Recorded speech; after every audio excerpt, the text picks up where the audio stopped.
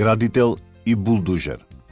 Зар не е моето слово како оган, вели Господ, и не е ли како чекан што крши карпа? Стих 29. Во нејзината песна Wrecking Ball, топка за рушење, од 2003 година, Джил Филипс напишала неверојатно искрена лирика, која ја ценев.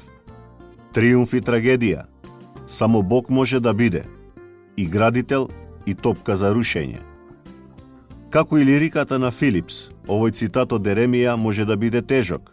Бог изразил таков гнев кон пастирите кои го распнале неговото стадо, лажните пророци кои погрешно ги користеле неговите зборови и луѓето кои го заборавиле неговото име.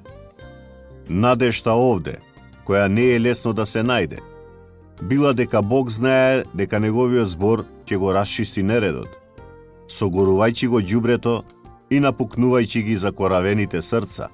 Вистината може да биде непријатна, но ако научиме да ја прифаќаме, ќе бидеме поотворени за Божјото обликување.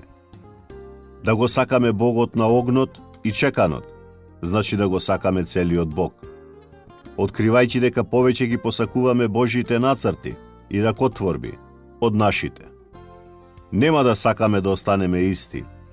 Ќе копнееме по промени и често ќе бидеме фрустрирани од недостатокот на напредок.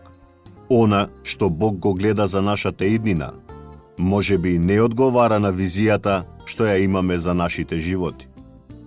Дел од чудото на растот и плодноста е довербата во Бога, да ги промени дури и нашите негувани соништа. Паднавме во рацете на архитект. Жив Бог, чии зборови над нас се поостри од меч со две острици.